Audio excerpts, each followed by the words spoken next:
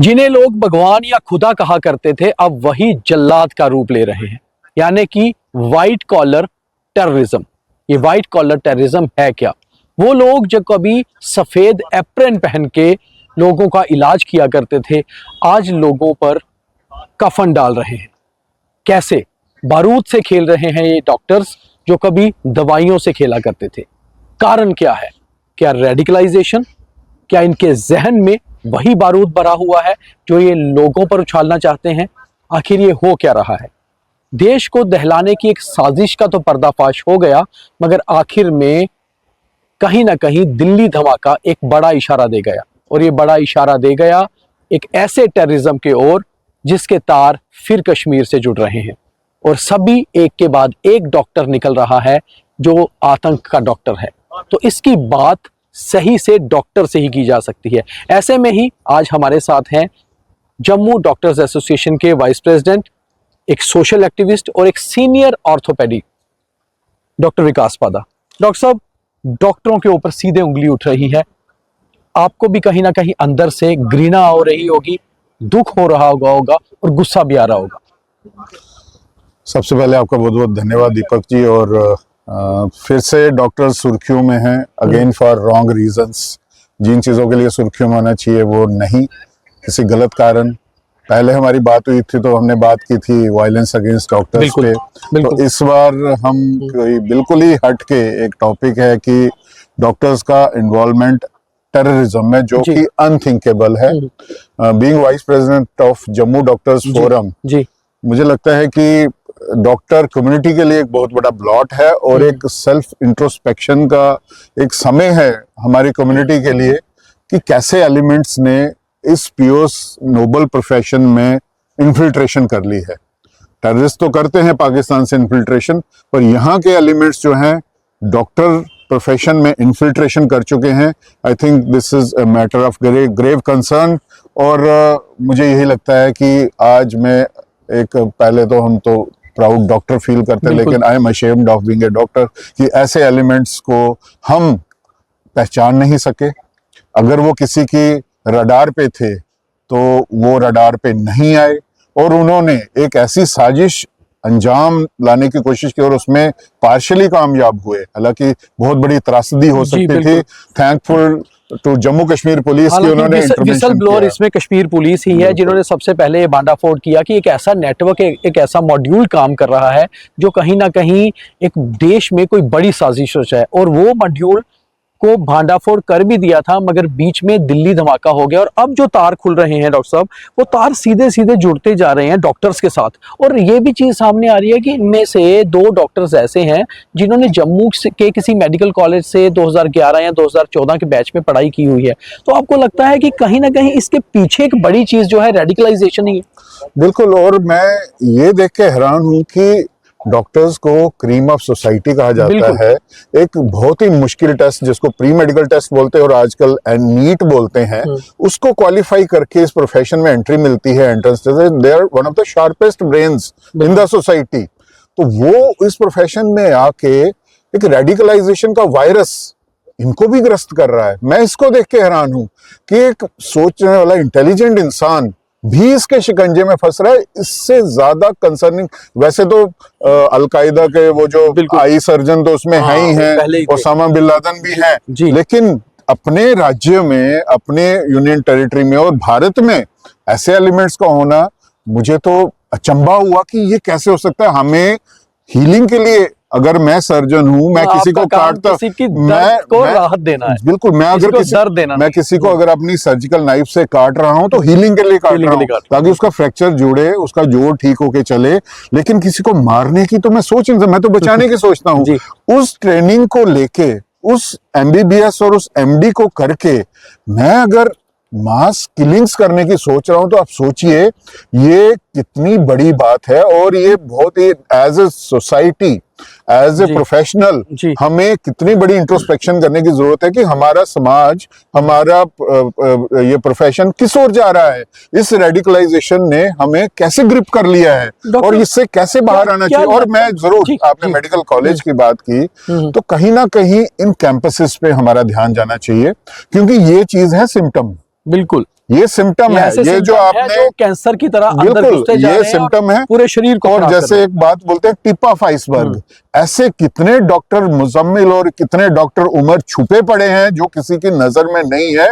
ये एक खतरे की घंटी है कि हमारा ध्यान उस तरफ जाए। और ये कहाँ से आए, कहाँ कहाँ इन्होंने पढ़ाई की, किस किस के इन्फ्लुएंस में आए। आजकल डिजिटल एज है, जी। अगर आप ऑफलाइन भी किसी के इन्फ्लुएंस में नहीं है तो ऑनलाइन किसके इन्फ्लुएंस में आए, मुझे लगता है ये देखने की जरूरत है। और जो इनके दोस्त हैं, जो इनके साथ पढ़े हैं, जो इनके सहपाठी हैं, क्या उनको इसका आइडिया था, क्या उनको इसकी डॉक्टर साहब, भनक थी? कहा जाता है कि अनफॉर्चुनेट बड़ी बात है, कहा जाता है कि बहुत बार कहते हैं कि आतंक का कोई धर्म नहीं होता। बिल्कुल। और दूसरी ओर एक अच्छे पॉजिटिव वे में ये भी कहा जाता है कि डॉक्टर का भी कोई धर्म नहीं होता, डॉक्टर धर्म देके इलाज नहीं करते। मगर ये डॉक्टर्स जो थे, जो सामने आ रहे हैं, कहीं ना कहीं एक नाम सामने आ रहा है मौलवी इरफान का, जो शोपियां में था और उसने इनको रेडिकलाइजेशन में उसका बेहद अहम रोल सामने आ रहा है, जो अभी तक इन्वेस्टिगेशन कश्मीर पुलिस ने की या एनआईए कर रही थी। उस हिसाब से तो ये लग रहा है कि कहीं ना कहीं टारगेट यही था कि पढ़े लिखे डॉक्टर्स, इंजीनियर, प्रोफेसर्स को इस तरफ एंगेज किया जाए और इन्हीं से ये काम करवाए जाए। तो आपको लगता नहीं था एक पढ़ा लिखा डॉक्टर, परिवार ने क्या सोचा होगा कि ये पढ़कर क्या बनेगा, नाम रोशन करेगा,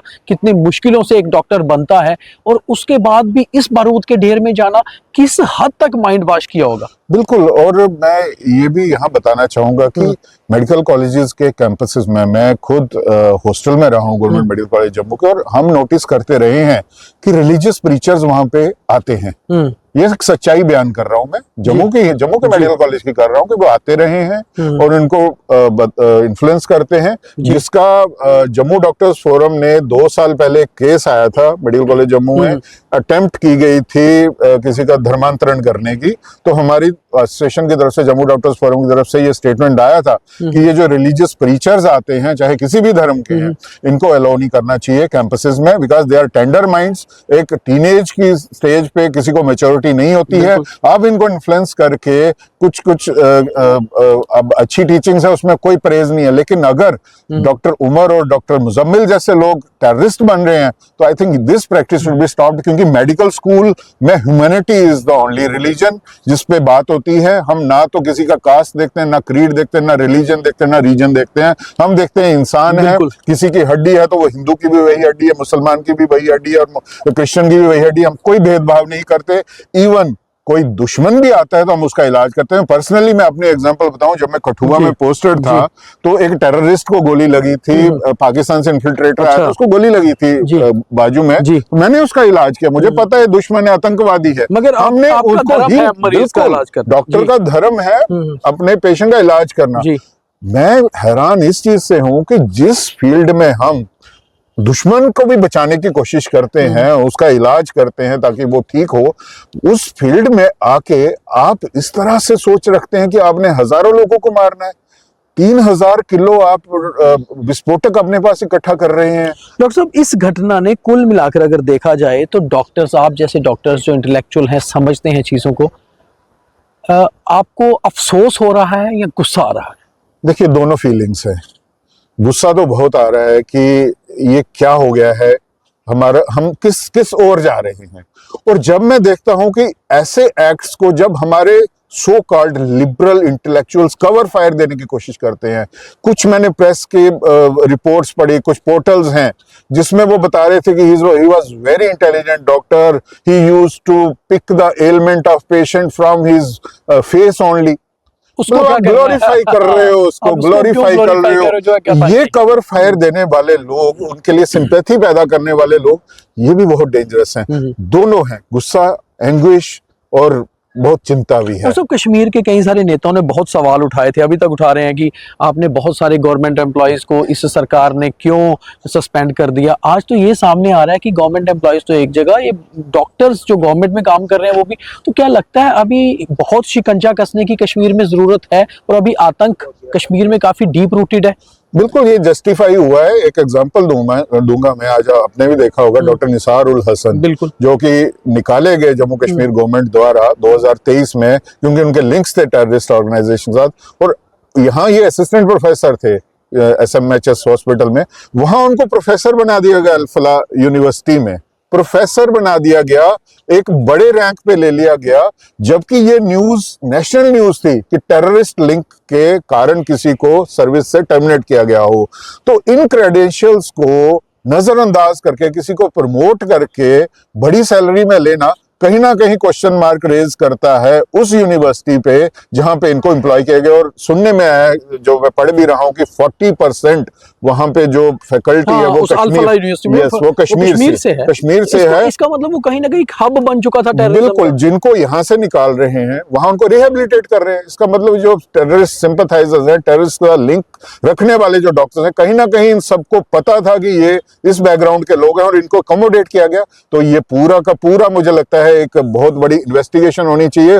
और हरियाणा में है ये यूनिवर्सिटी, बीजेपी की सरकार है, बिल्कुल सेंटर में बीजेपी की सरकार है, डबल इंजन की सरकार है। इनकी नाक के नीचे अगर ये यूनिवर्सिटी चल रही है तो मुझे लगता है कि बारूद आ गया तो ये कहीं ना कहीं एक बहुत बड़ा ये खतरे की घंटी की ओर इशारा कर रहा है। और इसी सारे एंगल को ना मैं एक और चीज के साथ भी जोड़ना चाहूंगा। वो ये चीज है कि जिस तरह से माता वैष्णो देवी श्राइन बोर्ड ने माता वैष्णो देवी एक कॉलेज, जो मेडिकल कॉलेज बना, और उसमें जो 50 सीटें पहली बार उनको मिली, उस 50 में से 42 सीटें एक ही समुदाय को चली गई और तकरीबन उसमें कश्मीर के लोग हैं। तो हम वही टेरर के डॉक्टर्स तैयार करने के लिए कर रहे हैं। अभी तक उस माता वैष्णो देवी मेडिकल कॉलेज में जो है माइनॉरिटी स्टेटस भी नहीं था उनके पास। तो आपको लगता है कि ये आवाज भी उठानी बहुत जरूरी है? देखिए, ये मैं देख रहा हूँ न्यूज में है पिछले कई दिनों से, और एक मेडिकल कॉलेज की स्थापना की गई लगभग 2 वर्ष पहले श्री माता वैष्णो देवी श्राइन बोर्ड द्वारा, क्योंकि इनकी यूनिवर्सिटी है, नर्सिंग कॉलेज ऑलरेडी चल रहा था। तो ये एस्टेब्लिश करते हुए मुझे लगता है कि इस चीज पे खास ध्यान दिया जाना चाहिए था, क्योंकि जिस हिसाब से हमारी डेमोग्राफी है जम्मू कश्मीर की, तो मेजॉरिटी किसकी है सबको पता है। और माता वैष्णो देवी और कटरा का क्या स्थान है, और from security point of view से भी मैं बात करना चाहता हूँ कि सेंसिटिव लोकेशन है, श्रद्धा का केंद्र तो है ही है, लेकिन एक सिक्योरिटी पॉइंट ऑफ व्यू से हम जब यात्रा में जाते हैं कितना ज्यादा सिक्योरिटी अरेंजमेंट है। और जब ये इस तरह के इंस्टीट्यूशंस और उनमें आने वाले स्टूडेंट्स और उनका किस एरिया से और आगे उनका क्या बन रहा है, जो स्टूडेंट्स पढ़ के निकल रहे हैं वो आगे क्या कर रहे हैं उसी रीजन के, उसी धर्म से जुड़े हुए, मैं हालांकि जनरलाइज नहीं करना चाहता, तो ये मुझे लगता है कि एक ऐसा इशू था जिसपे एक थॉरो डेलिब्रेशन चाहिए थी बिफोर स्टार्टिंग। जैसे डॉक्टर ये मानते हैं कि इसमें भी कुछ रिजर्वेशन होनी चाहिए एक फेथ के लोगों के लिए, जहां से श्राइन बोर्ड की पूरी फंडिंग आती है या जहां से लोग फेथ को लेकर वहां चढ़ावा चढ़ाते हैं, उसी से आज एक मेडिकल कॉलेज खड़ा हुआ है। मैं इस पे एक लार्जर इशू पे आऊंगा दीपक जी। जम्मू कश्मीर जो है मुस्लिम मेजॉरिटी राज्य रहा है, अब यूनियन टेरिटरी है, अभी भी तो बिल्कुल मुस्लिम मेजॉरिटी है। तो यहाँ पे जो माइनॉरिटीज है, यहाँ पे हिंदू, सिख, बुद्धिस्ट, क्रिश्चियंस, पहले बुद्धिस्ट थे जब लद्दाख साथ में था, तो एक हमारे कॉन्स्टिट्यूशन में प्रोटेक्शन, ऐसे तो कॉन्स्टिट्यूशन हमारा कास्ट, क्रीड, रिलीजन के बेसिस पे नहीं करता डिफरेंशिएट कि सब बराबर हैं, लेकिन एक आर्टिकल 29 और 30 के तहत जो माइनॉरिटीज हैं, जिसमें रिलीजियस माइनॉरिटीज हैं और लिंग्विस्टिक माइनॉरिटीज हैं, ताकि उनका कल्चर बचा रहे, उनको एक प्रोटेक्शन दी गई है, ताकि वो सेफ गार्ड एक दिया गया है जो हर जगह के माइनॉरिटीज को मिलता है। और उसमें जो एक सिर्फ एक पर्टिकुलर धर्म को नहीं हम माइनॉरिटी मान सकते, और सुप्रीम कोर्ट का भी ये डिसीजन है कि ये राज्य टू राज्य, स्टेट टू स्टेट और union territory to union territory decide करना है कि who is religious minority, who is linguistic minority.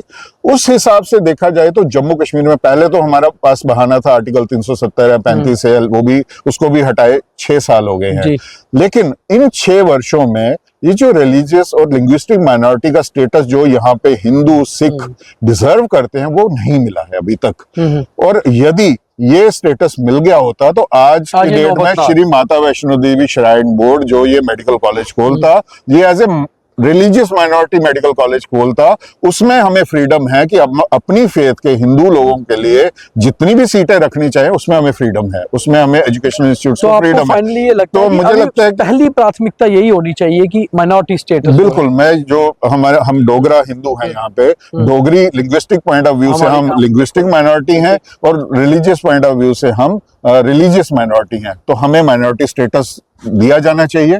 जब ये चीज हो जाएगी तो ये सब चीजें will fall back in line.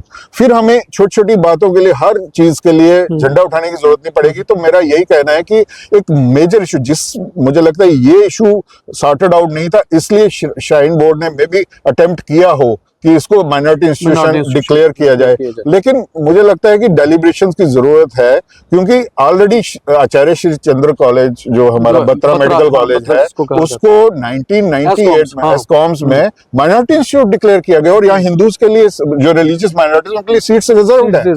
इसी मॉडल को यहाँ भी फॉलो किया जा सकता था अगर आप डेलिब्रेशन जरूरी था फेथ के साथ। बिल्कुल, अब बत्रा हॉस्पिटल मेडिकल कॉलेज तो जम्मू में है, ये तो उस स्थान पे है कटरा में जहाँ पे श्रद्धा जुड़ी हुई है। और जैसे आपने बवाल देखा कि नेशनल लेवल पे ये न्यूज बनी और लोगों के सेंटिमेंट्स हर्ट हुए हैं, और ऊपर से ये जब कश्मीरी डॉक्टर्स का एसोसिएशन हो गया, ये आगे रिजल्ट है, और आप 50 में से 42 इस रिलीजन के आगे 7 हिंदू और 1 सिख, बिल्कुल, तो वो आ गए हैं। और जब जो ज्वाइन किया है, मुझे लगता है 36 लोगों ने ज्वाइन किया, उसमें से only 2 Hindus are there and 1 Sikh is there, और वो 33:3 की रेशो आ गई है जो अभी तक की ज्वाइनिंग हुई है। तो मुझे लगता है कि ये एक मूट इशू है जो हम लोगों के साथ इनजस्टिस हुआ। जैसे हमने बोला कि हमारे वेस्ट पाकिस्तानी जो हिंदू और सिख थे उनको भी सिटीजनशिप नहीं मिली, हमारे गोरखास को और ये हमारे जो दलित हैं वाल्मीकिस को नाइंसाफी हुई है।